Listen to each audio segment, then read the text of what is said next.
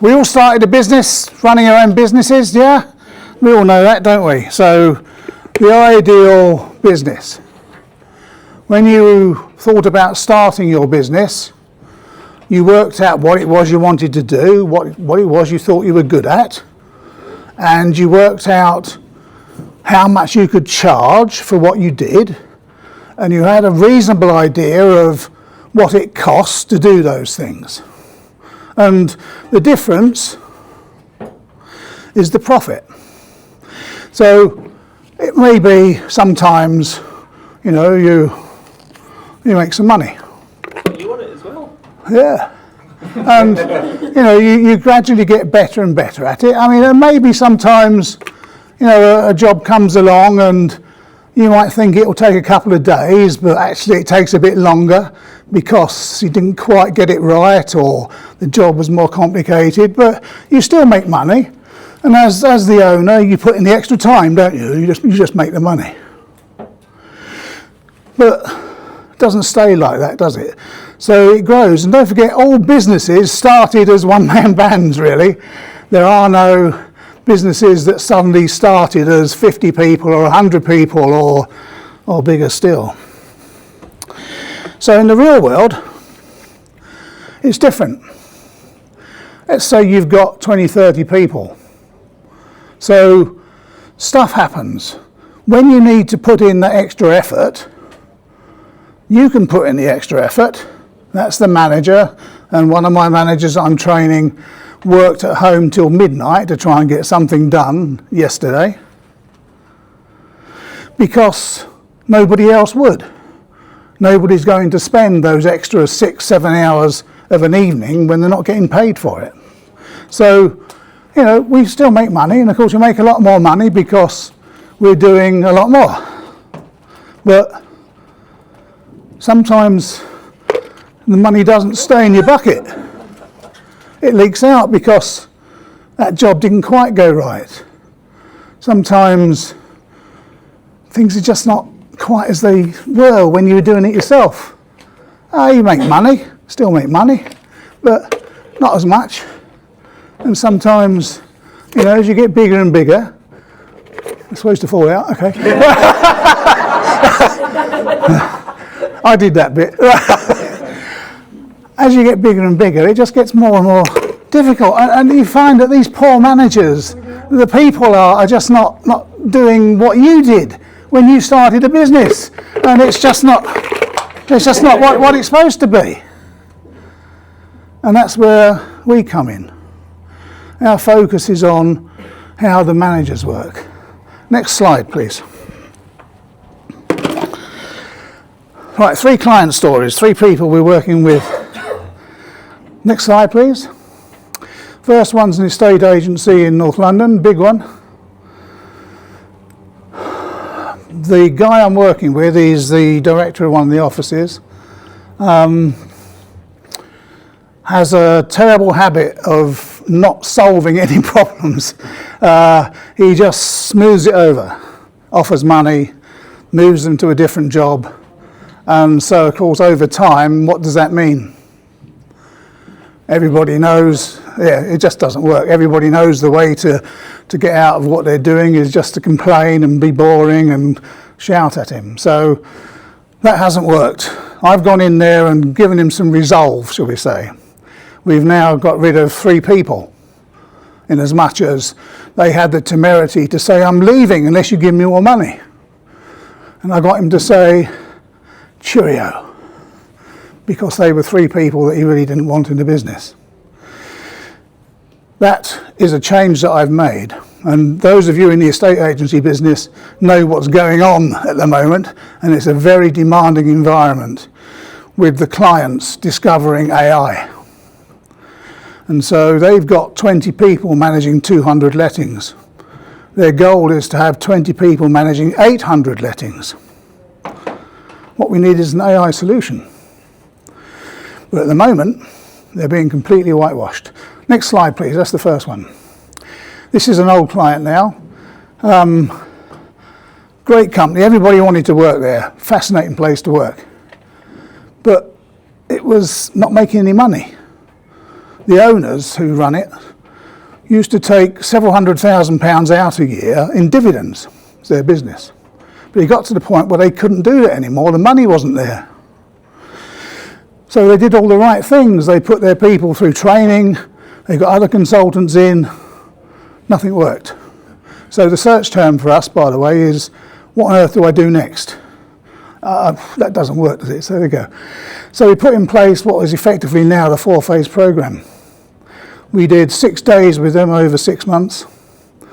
At the end of that first year, they made 10% more profit. 2 years later, their profits were up 37%. And now it's a completely different company. I can't claim the credit for what they've become. It's huge now. But we were there at the founding start. Number 3, please. Another client I'm working with is a software house in Poland.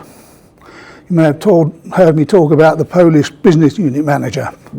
I love this business unit manager. When you have a meeting at 2:30, she is there waiting at 2:29. If she has to do homework, she does the homework. She's fantastic. She's on holiday at the moment. They had a redundancy about 18 months ago. They've now got about 30 software engineers. And the redundancy echoes still there. So she's trying to improve the morale of the group and at the same time deal with clients like Meta. Not an easy client. She's now doing a project leader role and business unit manager, which is ridiculous. You can't do both jobs. So I'm trying to put in place some supervision. And we've created a matrix management option, which I never thought I'd do, but it was right for them. So we're working along now to gamified targets and coaching. And they've come up with a really clever gamified target. It's their business, they know the targets. And the target is QA assured software modules, because there's a lot of stuff involved in writing software. So that's going to be their gamified target. They can do 2 a day. And they're already wondering how they can do 3, a 50% increase. That's fantastic. That's going to start running when she comes back from holiday. Next one, please. So when you're out there talking to people, difficult people, I've got difficult people, the manager, everything that happens depends on me. You wait till you start employing people. Once you get to about 10, you've lost it. For some people, it's just a job. And if it's just a job, you're losing productivity. It's costing you money. Your money's falling out on the floor. People don't take ownership. Profits don't improve. And what happens is that if the person that started the business is still around, they've got this feeling in their gut that it should be better than it is. Because it was better than it was, better than it is now, when they started the business. And they can't grasp why. This presentation tells you why. Next, please. Can't see it from here, sorry. My dream referral. Plenty of companies like that. We should be a much more profitable, much more happy country to work in. My mission is to make the UK a better place to live and work. Currently, we're all self-employed because we don't want to work. We don't want to work for other people. Why would we? It should be fun. Governments say there's 1 million people of working age not working, retired.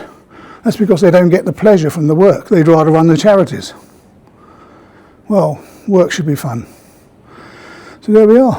Don't forget you're leaving money on the floor. So that's where we are. I think that's the last slide. No, it's not. Right, okay. So between sales and profit, there's management. And that's what we work with. So we train the manager who works with the teams, and the teams produce the profit. That's the way it is, let's face it. If anybody would like some of this money, just help yourselves. Thank you. Thank you very much.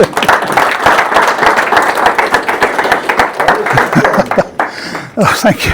How do you ascertain the problem in those 3 case studies? Also, the problem. How do you work out that problem? Thank you. talking to people. The training programs we do are not formal training programs. So formal training programs where you sit and listen have something like a 6% success rate. You know, very often when you're doing these trainings, you hear the course book go in the bin on the way out the door. Ours is structured, but it's one-to-one coaching. So I find out what their problems are and solve them.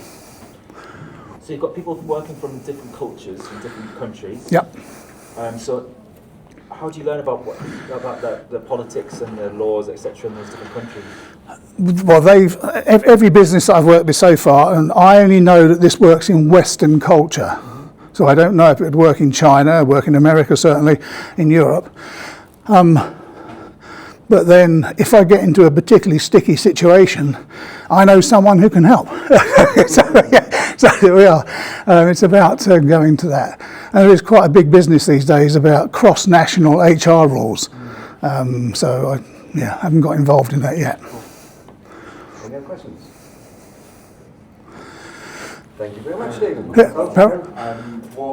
What has been sort of the greatest impact that you've had on the business, whether that's sort of financial or perhaps emotional for like the team and the management?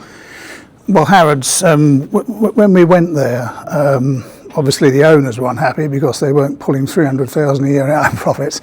But equally, when we walked around the place, the people were glum. They were kind of quiet and just getting on, you know. And that didn't feel right. I mean, when you've done something for 10 years, and I guess most people have in this room, your brain changes so that you know things. So you can walk into a property and you know instantly what needs to be done to make it saleable, make it better, because your brain's structured that way now. Walking around this company, it was sad. I mean, they've got a fantastic product, but they were all sad. When we finished our 6 days, they were kind of smiling and happy. I've got a picture of the management team we took afterwards, and they're kind of hovering 6 inches off the floor. You know, they've all got superpowers. Unfortunately, I can't use it, and that's what work should be fun. You know, this is fun. This is work, isn't it? You know, this is work, network. You know, we're here working. Is this fun? Yeah. Why isn't it like that out there? They don't even bake on. Bacon rolls are good. Don't say that. I'm going on holiday. Yeah. Stephen. Thank you. Thank you.